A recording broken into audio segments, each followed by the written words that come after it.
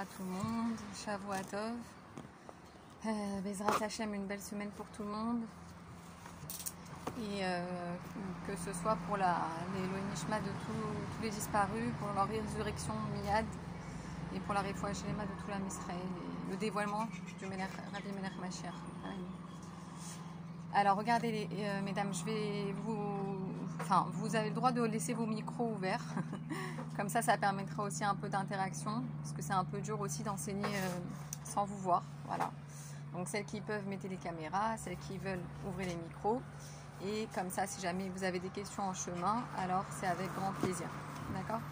Je vous conseille de prendre un stylo et une feuille, parce que là, on va avoir des notions qu'il faut retenir, voilà, qui sont très très importantes pour apprendre, pour retenir des choses, des notions importantes que la Torah nous transmet. Alors aujourd'hui, on va parler du libre choix. Donc libre choix, comme on dit, Privach Rofshit en hébreu, le libre arbitre. Lors du don de la Torah, une notion nouvelle fait son apparition, celle du libre arbitre du juif. En réalité, selon la Chassidoute, lors du don de la Torah, Dieu a choisi notre corps qui vient d'une source très élevée, le Tohu, et l'a soudé à l'âme venue au monde de Hatzilut. Dieu a fait ce choix de nous désigner comme son peuple, en introduisant en nous la notion du choix. Et si la question du libre arbitre se pose, la Chassidoute nous enseigne que la force de choisir est dans l'âme divine. C'est elle qui nous donne la force de choisir le bon et le bien. Alors là, on est en train d'aborder un sujet très important, puisque c'est ça qui fait toute la qualité, si on peut dire, du juif. La personnalité du juif, c'est le libre arbitre. Ok ? À partir de quand le libre arbitre est apparu dans le Ham Israël, au sein du peuple juif? C'est apparu au moment du don de la Torah. Au moment du don de la Torah, Akadosh Baruch Hu, en fait, il n'a pas choisi l'âme du juif. Pourquoi? Parce que s'il avait il aurait dû choisir l'âme du juif, c'est pas chavé, ça se fait pas par rapport aux nations, parce que de toutes les façons, l'âme juive, elle a une supériorité par rapport aux âmes des nations, c'est qu'elle a une âme qui est divine. Elle a une part qui dépasse complètement l'entendement humain. Donc si le choix avait dû se porter sur l'âme, forcément le choix n'est pas, puisque en fait un vrai choix, la Chassidoute, ce qu'elle nous explique, la Chassidoute, c'est quand on fait un vrai choix. Vous vous rappelez avec le Goral, quand Dieu est choisi, c'est que en fait c'est deux choses qui sont égales, qui sont au même niveau. Ça, c'est un vrai choix. Mais quand je choisis entre, par exemple, les Havdil, une maison moche, petite, toute cassée, et une belle grande maison, alors c'est pas un vrai choix. Mais si par contre je vois deux belles grandes maisons et que je choisis entre les deux, alors là il y a un vrai choix, il y a le libre arbitre qui est rentré en compte. Parce que les choses se ressemblent vraiment. Et là c'est pareil, bien sûr dans une autre dimension pour le juif. C'est-à-dire qu'Akadosh Baruch Hu, il n'a pas choisi la Neshama du juif, parce que c'est trop facile. Il a choisi mamash notre corps. Et vous allez me dire, mais le corps du juif, il est identique à celui du non-juif.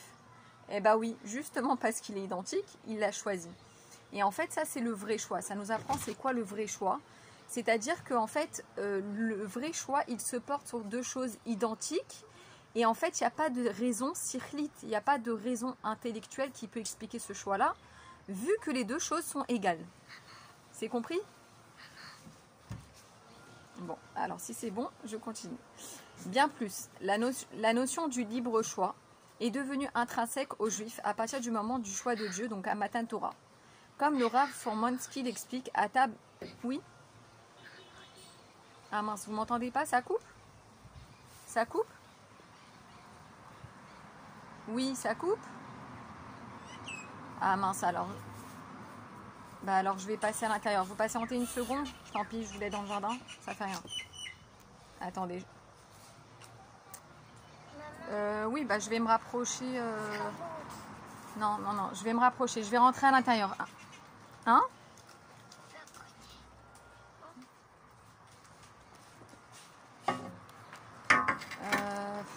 Non, j'aurai pas de...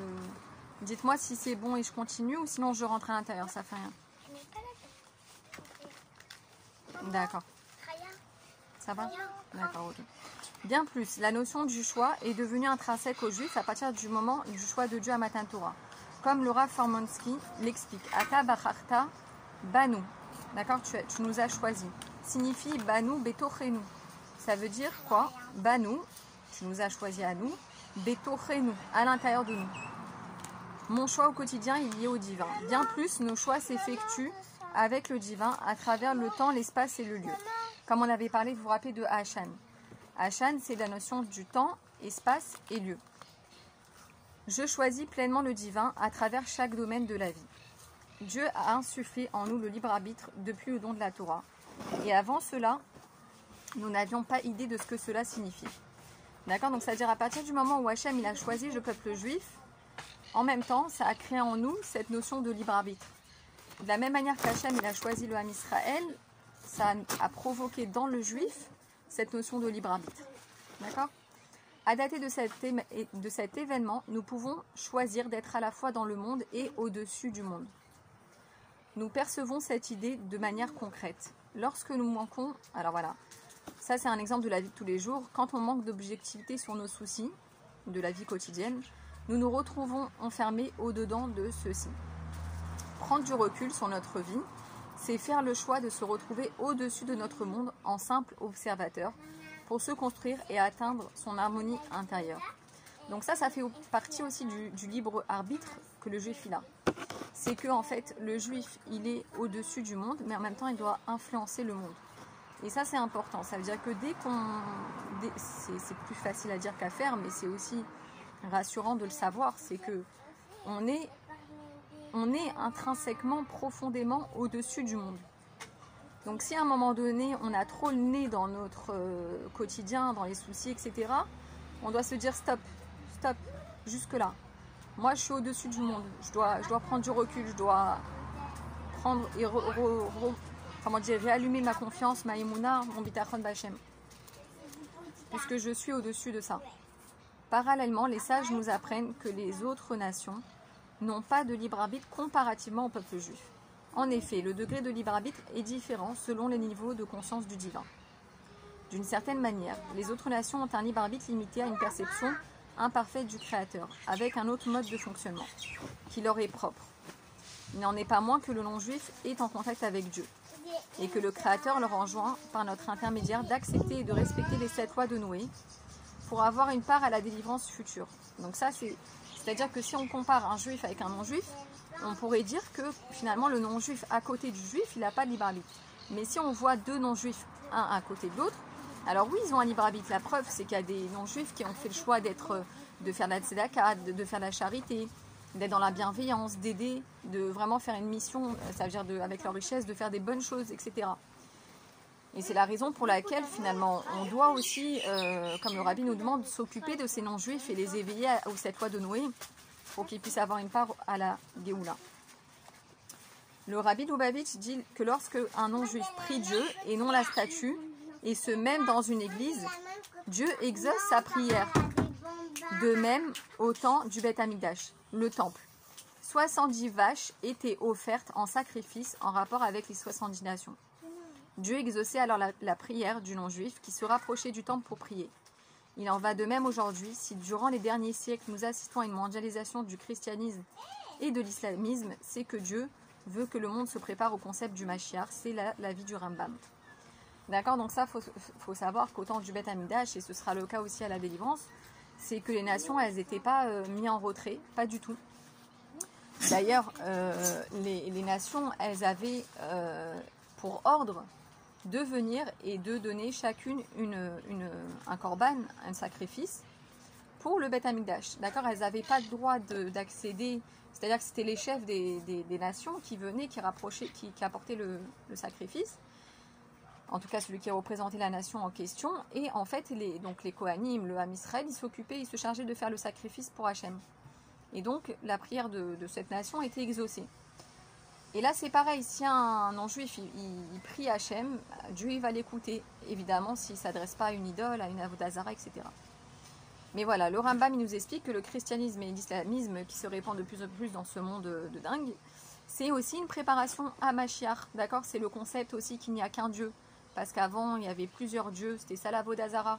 Mais c'est aussi la notion de Mashiach qui est là, etc. Après, ils sont dans le flou et dans le faux, oui, certes, mais c'est pour préparer un peu l'esprit à un Dieu unique et un Mashiach.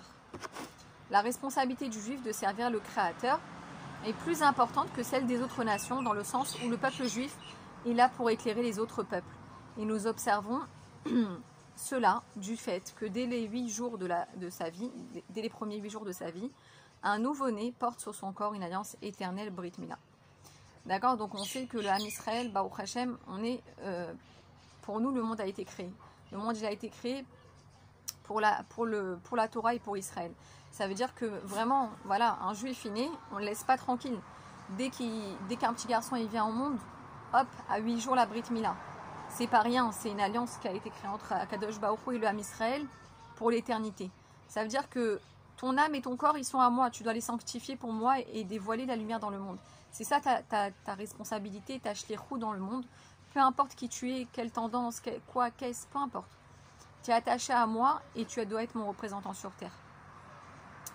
De façon plus détaillée, le juif dévoile dans ce monde le Hé du nom de Dieu, du Shem Havaye. Il s'agit du dernier Hé qui est en exil. Et nous devons accompagner son élévation par le biais du travail au sein de la matière. Donc, vous voyez, dans le Shem Havaye, on a Yud Ke, Vav Ke.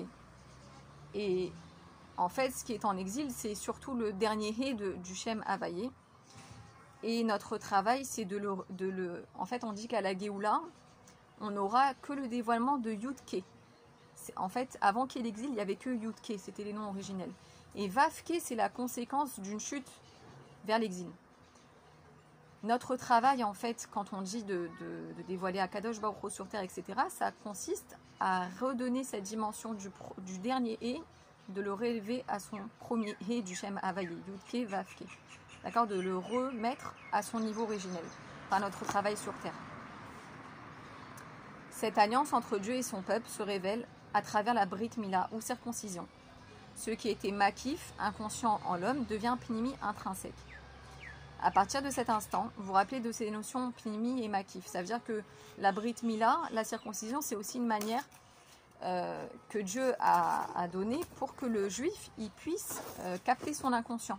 D'accord, par cette brèche, on va dire, qui est faite au corps, finalement, on laisse pénétrer l'inconscient dans le conscient. À partir de cet instant, le juif peut s'élever et être mouvdal, séparé du mauvais côté de la matérialité du monde pour être kadosh, saint. Voilà, la Brit Mila, ça permet aussi ça, c'est-à-dire d'être mouvdal. Mouvdal, ça veut dire séparé, ça veut dire kadosh. Kadosh, ça veut dire séparé aussi. N'oublions pas que le keli, le réceptacle, du tohu makif est fabriqué par le bitoul, l'annulation devant le divin. La Brit Mila en est une première démonstration. Voilà. Parce que pour avoir la force de faire une Brit Mila, un petit bébé de 8 jours, on est obligé de mettre en avant forcément le bitoul qu'on a envers Akadosh Baruch Hu. Ça, c'est certain. Et donc, on voit bien que, oui, vas-y.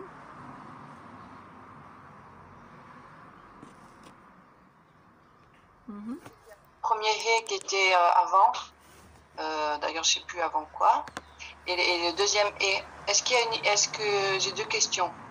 Est-ce que le premier hé c'était quand la Shérina et Dieu étaient révélés aux yeux des hommes, et là le deuxième hé c'est la Shérina en exil et on voit pas, Dieu est caché, et nous c'est le deuxième hé qu'on doit par nos actions qu'on peut finir par révéler. C'est la première question.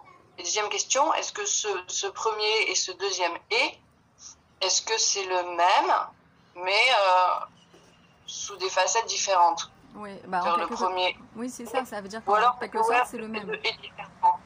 Pardon? Ou alors, est-ce que c'est deux et différents qui représentent deux en fait, regardez, vous voyez, après, on va l'étudier un peu plus tard, mais on va étudier le Shem Havaye. Mais en gros, le Yud, ça représente la Chorma, He, la Bina, le Vav, c'est les Zeranpin, c'est-à-dire les 6 sentiments, et le He, le dernier He, c'est la Malchut.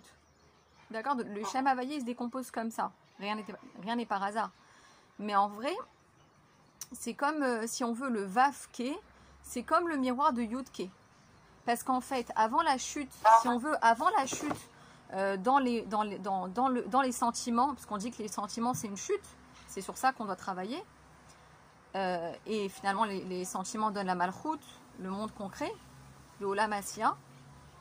C'est pour ça qu'on doit travailler justement sur cette notion-là de révéler la Shrina en bas. C'est-à-dire qu'en fait, Vavke, c'est comme un reflet de Yudke, c'est-à-dire de Chorma et Bina, qui sont finalement l'union originelle, celle vers laquelle on doit tendre, notamment en étudiant la Chassidut et en faisant Torah et Mitzvot, en comprenant Akadosh Baruch Hu, en comprenant le divin. En fait, la Géoula, c'est vraiment ça, c'est rentrer dans la Géoula, comment le Rabbi nous dit, par les mochines. Kini Knizi Veka Moni, ça veut dire c'est Chorma Bina Vedaat, c'est que par là qu'on va re-rentrer dans la conscience du divin originel. Et Vavke, finalement, c'est suite à cette chute dans l'exil, qui est voulue par Dieu après coup, évidemment, parce que c'est toute notre... tout ce pourquoi on existe. Hachem, il a voulu cet exil, qu'on ne se leurre pas. De la même manière qu'il a voulu la faute de Adam Arishon. La Chassidut, elle est claire là-dessus. Pourquoi? Parce qu'il a voulu nous laisser une part dans ce monde-ci, dans cet accomplissement sur Terre. Sinon, il était bien tout seul. Mais il nous a donné la possibilité de, par amour pour nous, Kulo Tov Leitiv, par sa nature profonde de Chesed, il a voulu nous donner la possibilité d'être créateur au même titre que lui. Déjà, en donnant naissance à des enfants concrets ou à des élèves, mais en faisant notre shlichut sur terre. Voilà. En descendant, en créant les âmes d'Israël dans des corps, il a voulu nous donner la possibilité d'être une part non négligeable de son dévoilement sur terre. Voilà, dans les mondes divins en tout cas. Alors, est-ce que ça veut dire que dans le Vav, qui sont les sentiments, si jamais on a des sentiments qui sont limitants ou enfermants, tels que la peur ou le sentiment d'impuissance, ou se dire je ne vais pas y arriver, ou je ne suis pas capable, ou la dévalorisation, tout ça c'est des sentiments où à ce moment-là on peut s'en sortir en s'élevant. Ouais, c'est le seul moyen. C'est-à-dire que dites-vous aujourd'hui, la guerre d'aujourd'hui, c'est les sentiments. Ouais, c'est surtout les sentiments aujourd'hui, la guerre. La Chassidut Chabad, elle n'est pas là pour aller attaquer les sentiments, parce qu'on n'en a pas les forces. On a expliqué ça en début de chapitre. On avait expliqué un Mahamar du Rabbi où il dit qu'en fait, nous, on n'est pas des tzadikim. Oui, on est des tzadikim par rapport à nous-mêmes, mais en vérité, les tzadikim, eux, ils ont la force de travailler sur leurs sentiments directement.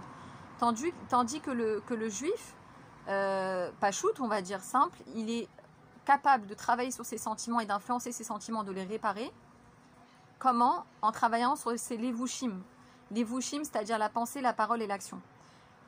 Parce qu'on ne peut pas atteindre directement les sentiments, parce que sinon on s'enferme là-dedans. On dit, ah là j'ai été trop chesed, là j'ai été trop gvoura, là j'ai pas été assez gentil, là j'ai dit un mot trop dur, là ça veut dire on s'en sort plus, on est dans les tarboulottes, on va plus sortir de nous-mêmes. C'est trop d'introspection et on regarde que son nombril finalement.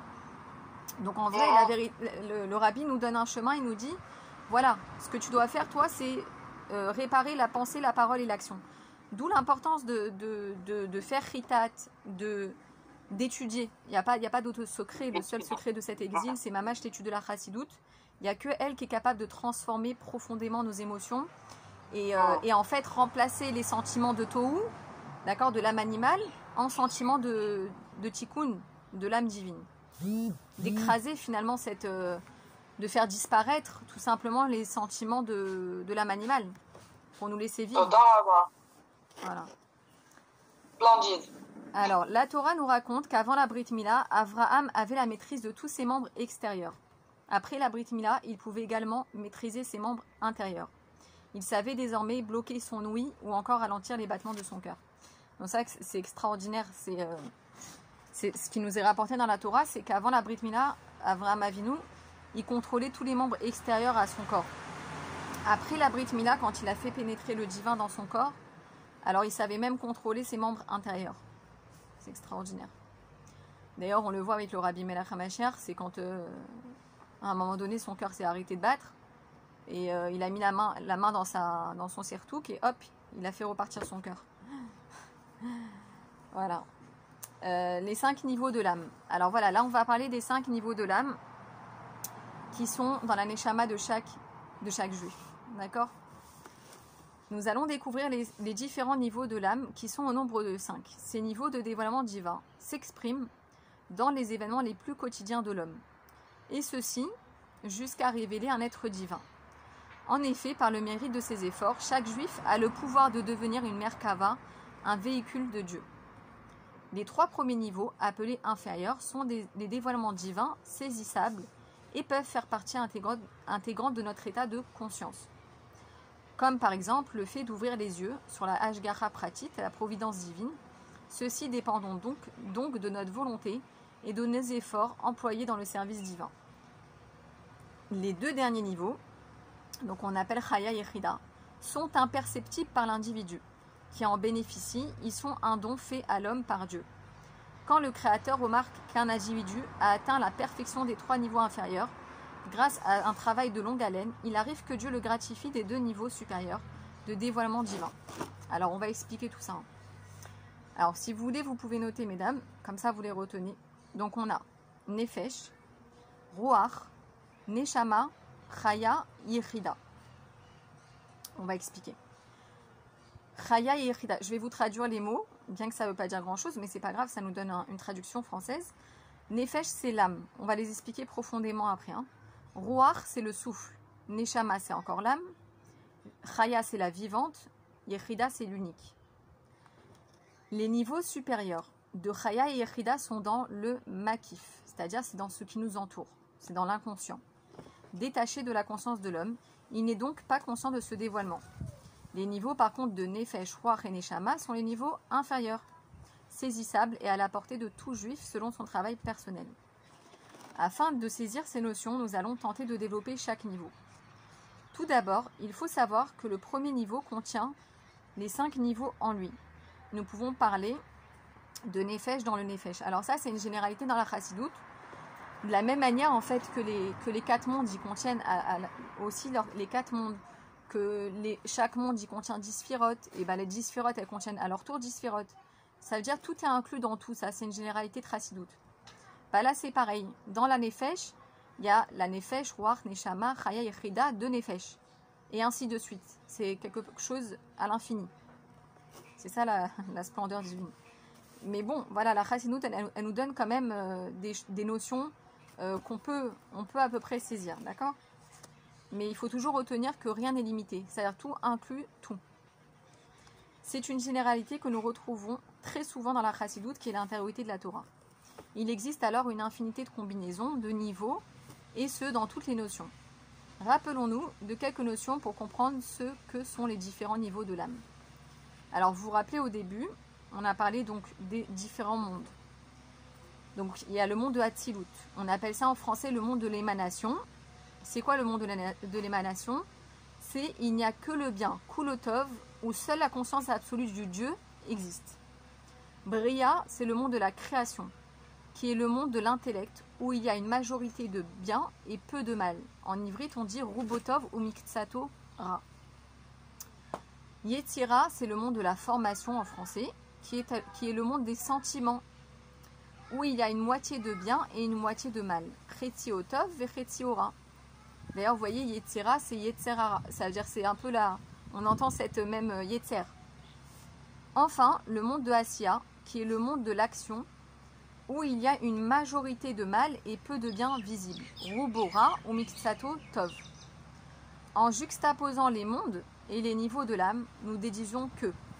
Donc vous voyez que chaque chose, on peut toujours faire, ça c'est l'esprit des Rebbeim, toujours, surtout le Rabbi, il fait systématiquement des concordances qu'on appelle. En vrai, quand on étudie un Mahamar, on doit être capable de faire un tableau de concordance.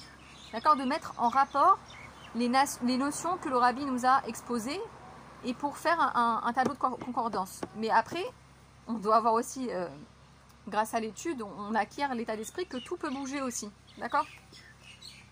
Là, voilà, on va faire Asiya est lié au niveau de Nefesh. D'accord? Puisque Nefesh, quelque part, c'est le niveau le premier dans la Neshama. Yetzira est lié au niveau du Ruach. Bria est lié au niveau de la Neshama. Hatzilut est lié au niveau de la Chaya, le niveau de Chaya. Et enfin, la Yechida est liée au Keter, la couronne, donc la Yechida de Hatzilut, où il y a 3 éléments, où il y a 3 éléments de dévoilement divin, c'est-à-dire la foi, le plaisir et le ratson. En ivrite, on dit Emuna ta'anug veratson. d'accord, les Rebbeim, ils rapportent beaucoup Ta'anoug Veratson. Donc en fait, le plaisir et la volonté. L'homme se purifie en montrant les échelons dans ses différents niveaux. Donc là, vous l'aurez compris, mesdames, que dans le Keter, en fait, donc dans notre Keter à nous, ce qu'on avait dit, c'était l'inconscient. On retrouve quoi? La Emouna, le Ta'anoug et le Ratson. C'est trois choses qu'on n'arrive pas à expliquer. Pourquoi un juif, il a la Emouna?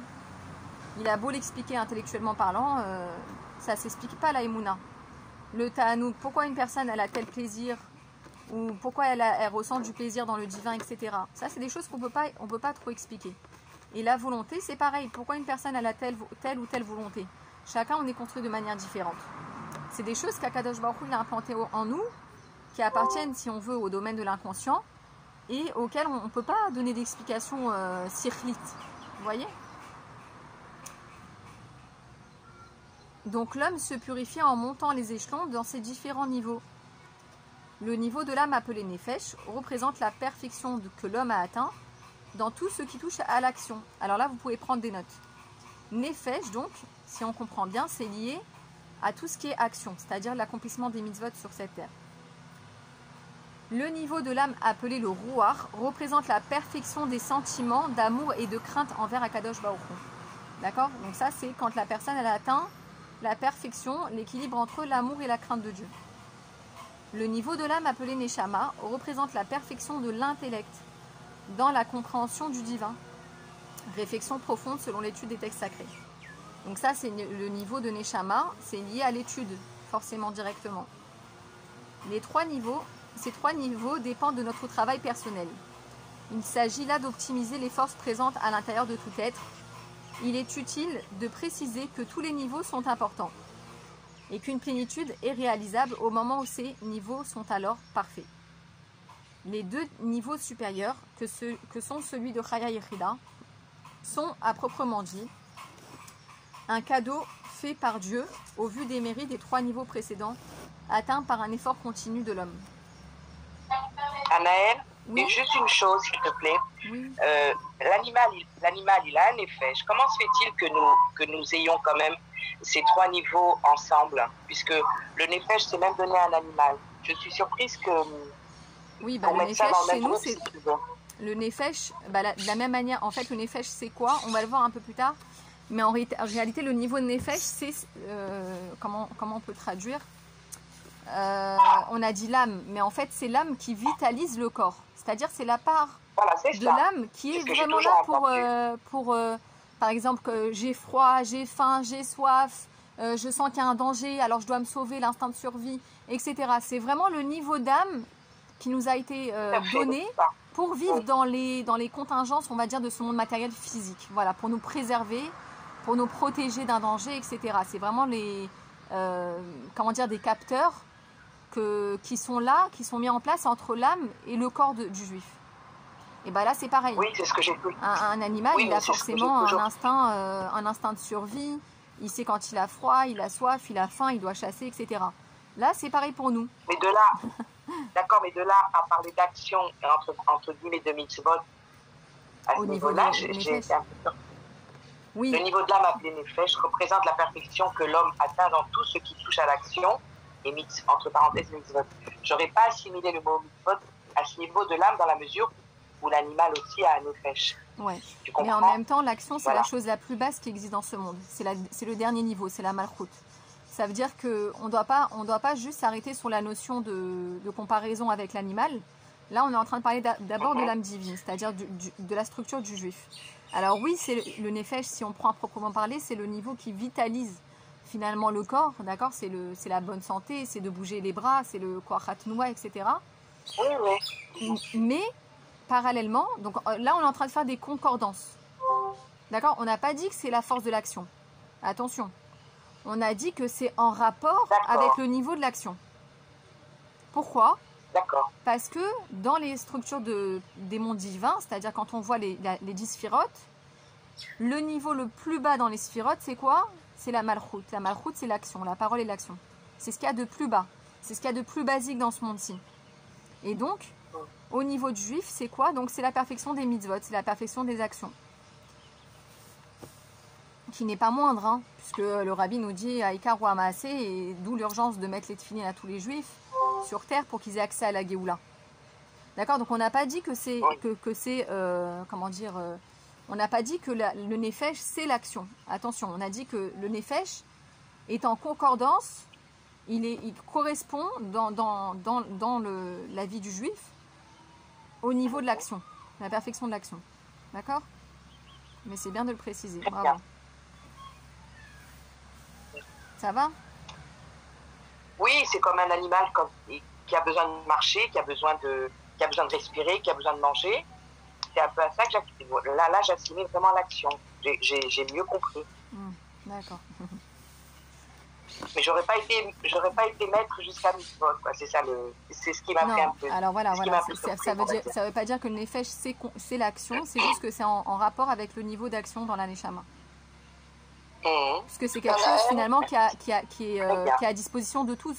C'est-à-dire que dans l'élévation, par exemple, intellectuelle, on n'a pas tous le même niveau, quoique, d'accord, il y a un chassid qui l'a prouvé quand l'Admor Emtsaï a écrit Imre Bina, c'est quand on veut, on peut. Ça veut dire c'était un chassid il a dit au rabbi, à l'Admor Emtsaï, Rabbi, j'ai la tête comme un bout de bois. Ma tête, rien ne rentre, aucune notion ne rentre. Et en fait, le rabbi lui a dit, si tu veux, tu peux. Il n'y a pas d'excuse. Et le chassid, il a tellement travaillé sur lui que le rabbi, il a dû écrire un livre pour lui, tellement il s'était élevé dans la compréhension. Vous vous rendez compte? Et d'ailleurs, Imre Bina, c'est un des livres qui est le moins... C'est un des livres qu'on n'étudie presque pas, parce que... Enfin, Alvaï qu'on l'étudie. Mais c'est un livre tellement raffiné, tellement waouh, extraordinaire que... Bon, voilà, pour le comprendre, il faut s'accrocher, quoi. D'accord? Après, au niveau de l'action, on est tous les mêmes.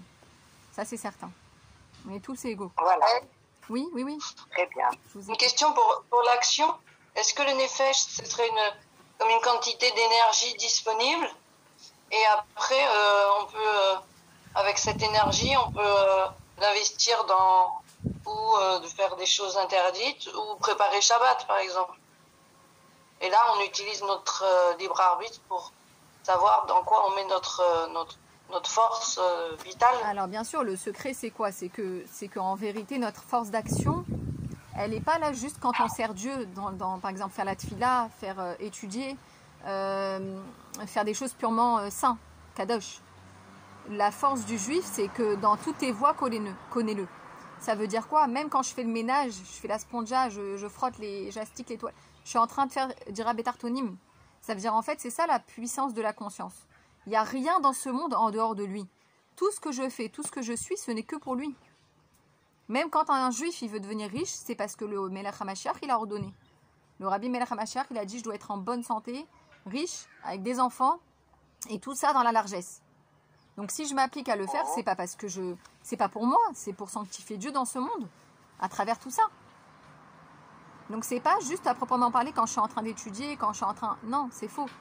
Quand j'ai arrêté d'étudier ou j'ai arrêté de faire ma tefila, je suis encore avec Hachem. Je suis tout le temps avec Hachem.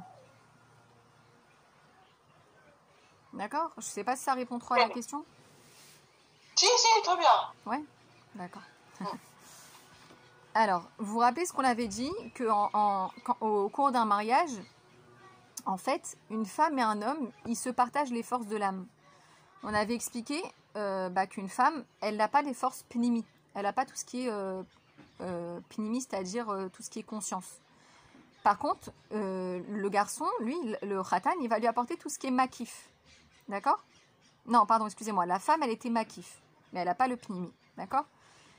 Donc en réalité, on voit qu'une femme sans mari ne peut pas réellement atteindre un travail pnimi, c'est-à-dire une perfection dans l'action, dans les sentiments et dans l'intellect. Ça veut dire que quand le mari va lui apporter cette part pnimi, il va lui donner accès finalement à nefesh, ruach et neshama. Le travail qui est fait en pleine conscience. Elle reste donc dans le makif, d'accord? Il en va de même pour l'homme. Ce n'est qu'une fois marié qu'il peut accéder au makifin du service divin, c'est-à-dire chaya yechida. Comme l'homme, il est pnimi dans son essence, avant de se marier, il n'a pas du tout accès à chaya yechida, c'est-à-dire les forces inconscientes de son être. D'ailleurs, c'est pour ça qu'on dit Isha Ateret Baala. La femme, elle est la couronne du mari. Ça veut dire quoi la couronne? C'est ce qui dépasse l'intellect, c'est ce qui est au-dessus du cerveau. Donc ça veut dire que c'est l'inconscient du mari. Sans elle, il ne peut pas réparer son inconscient. C'est impossible. Chaya et Chida sont des forces extérieures que nous ne pouvons recevoir qu'au prix d'un travail sans précédent au-dedans de l'être. Nefesh, Ruach et Neshama. Donc tout ceci est accessible par notre propre chef, l'Iopnimi, et l'Iopnimi, un travail Be'atzmi, ça veut dire un travail sur soi. Viendra seulement ensuite un dévoilement supérieur indépendant de notre volonté. Donc si on l'a bien compris, on va dire dans l'idéal, quand un juif il a réussi à atteindre la perfection dans les 3 niveaux inférieurs, alors à Kadosh Baruch Hu, c'est possible qu'il lui offre en cadeau, il y a un camion qui passe, c'est possible qu'Hachem il lui offre en cadeau Chaya et Chida, les niveaux supérieurs de l'âme. Lorsque l'homme se marie, il reçoit de sa femme le côté makif de son être, c'est-à-dire son inconscient. Il pourra donc, s'il s'en donne l'occasion, atteindre un jour le niveau du dévoilement divin de Chaya et Chida. On va expliquer maintenant ce que ça veut dire. Ceci est aussi valable pour la femme qui, en se mariant, accède au dévoilement de Nefesh, Ruach et Neshama, qui représente les différents niveaux dits inférieurs. Potentiel donc de perfection au niveau de l'action, des sentiments et de l'intellect. Quand on dit des sentiments, évidemment, perfectionner les sentiments, c'est-à-dire de plus laisser la place aux sentiments de clipote, c'est-à-dire de l'âme animale, mais les remplacer par les sentiments de l'âme divine. D'accord? On va apprendre ça après. C'est quoi Zele Umadze Asa Elohim? Ça veut dire qu'Hachem, il nous a constitués avec 10 sphirotes de Gdusha et 10 sphirotes de l'autre côté. D'accord? Si par exemple, je sais pas moi, tu as dit tout à l'heure la peur. La peur, ça vient de quoi? C'est la Gvura, c'est la sphira de Gvura, la rigueur. En fait, au lieu d'avoir peur de Dieu, j'ai peur du monde. C'est tout simplement ça. Donc en fait, quand j'ai peur de quelque chose ou du monde, ça me prouve que j'ai pas assez peur de Dieu. Si par exemple l'amour, on dit le chesed, donc l'amour, la hava, elle est tout simplement, si la personne elle aime par exemple trop fort le monde, ça lui prouve qu'elle n'aime pas assez Dieu. Vous voyez? À l'inverse, si j'aime plus Dieu que le monde, quelque part, je m'en fiche un peu de ce qu'il y a dans le monde. Tant que j'ai de quoi, tant que j'ai un toit sur la tête et de quoi mettre dans la bouche, ça va. Vous voyez? Donc en fait, ça va. On va voir comment les sphirotes se constituent l'une en face des autres, les unes en face des autres, psychologiquement. Ça va jusque là? Alors je continue s'il n'y a pas de questions. Chaya débute dans une perfection de l'intellect et finit par la dépasser. Chaya est une sorte de 6e sens, de prémonition qui a la faculté de se détacher de l'intellect. C'est un niveau plus élevé que le langage et proche de la vision. Elle correspond au niveau de Chorma, la sagesse. Prenons l'exemple d'un cheveu qui prend sa vitalité sous le crâne, d'une poche invisible où chaque cheveu en particulier tire sa force. Chaque cheveu vient de l'intérieur et jaillit vers l'extérieur. Il s'agit là d'un potentiel de vitalité qui ne s'arrête pas juste là où il y a des limites. En effet, cette vitalité se propage et dépasse son contenant. Donc ça, c'est vraiment l'exemple dans la Chassidoute. Qu'est-ce que c'est Chaya? Si on compare le niveau de Chaya, ça s'attache à la sagesse, donc c'est-à-dire au crâne, on va dire à l'intellect, mais en fait, ça finit par la dépasser. C'est une fois que la personne, elle a tellement étudié la Elokout, la Chassidoute, les sujets divins, elle va finir par développer, si on veut, une intuition, une sagesse d'intuition. On va donner un exemple, les Havdil, aucun rapport, mais au moins ça va nous expliquer un peu cette notion-là. C'est comme vous savez, dans les mariages à l'époque, je ne sais pas si ça existe encore, on fait des piles de coupes de champagne. Et on les empile comme ça. Et en fait, le serveur, il va faire couler le champagne sur la première coupe, ce qui va faire que ça va déborder. Et en débordant, ça va remplir toutes les coupes qu'il y a en dessous de la première coupe. Et bien là, c'est pareil. Chaya, c'est en fait un intellect qui a dépassé le contenant du cerveau. Ça dépasse complètement, si on veut, la perception intellectuelle. C'est comme un intellect intuitif. D'accord? Et c'est lié à la chorma, c'est lié à la vision. C'est comme si que quelqu'un, il dit... je sais pas, moi par exemple, quelqu'un il va dire j'ai compris ça, je sais pas pourquoi, je saurais pas l'expliquer pourquoi. C'est ce que j'ai compris, ou je sens qu'il faut faire ça, mais je saurais pas te dire pourquoi. Vous voyez? Ça peut nous arriver d'ailleurs.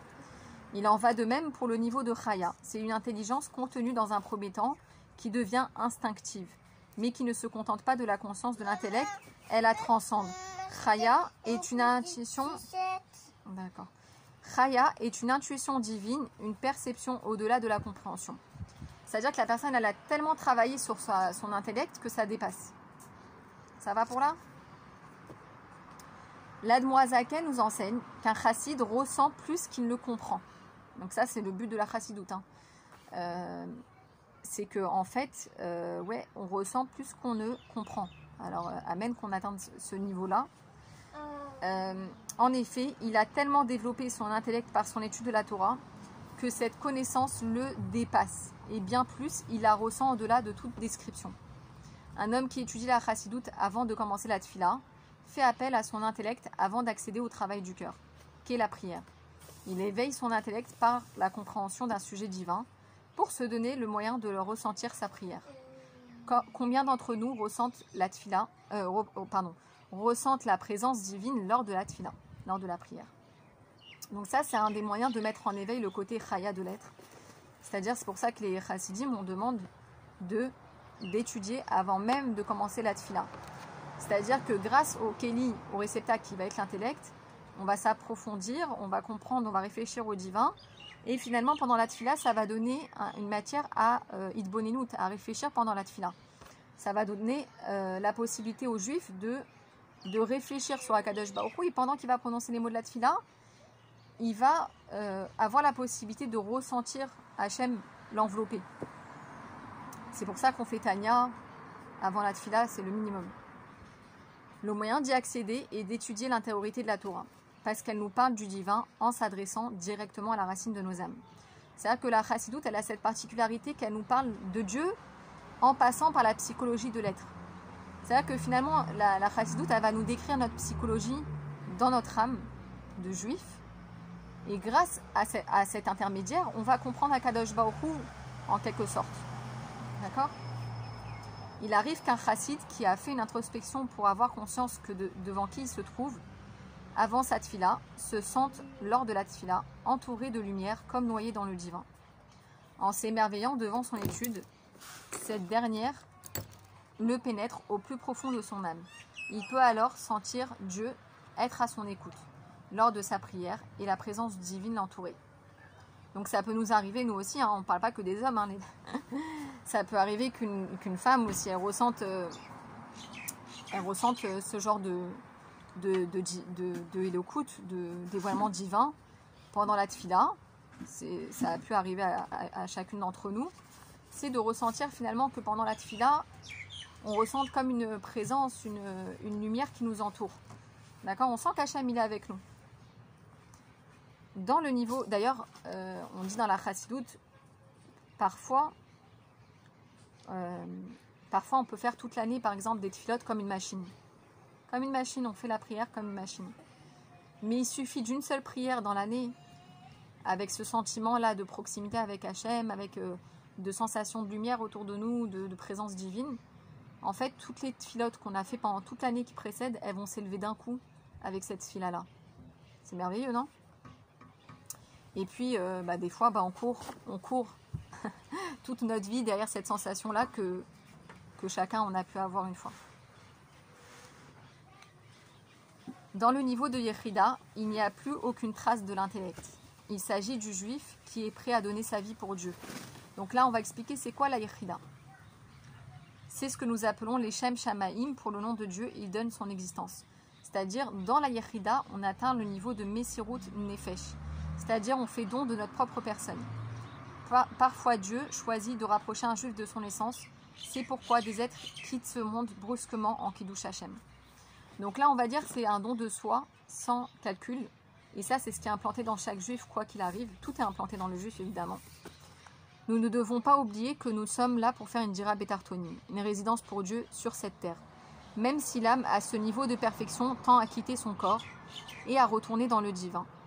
Le juif qui est prêt à mourir pour Dieu sera donc prêt à vivre pour lui et pour rien d'autre. Sa vie sera empreinte de sainteté en appliquant sa mission de répandre le nom de Dieu sur la face du globe à travers ce qu'il est. Et en vérité, on voit que le rabbi, Melech HaMashiach, il a dévoilé ça en chacun de nous. C'est-à-dire que quand les Rébéim, ils ont envoyé des shluchim à travers le monde, à Katmandou, à Honolulu, j'en sais rien, dans les 4 coins du monde, en fait, ils ont dévoilé le niveau de Yechida chez Bal Nefesh. Et ça, il n'y a que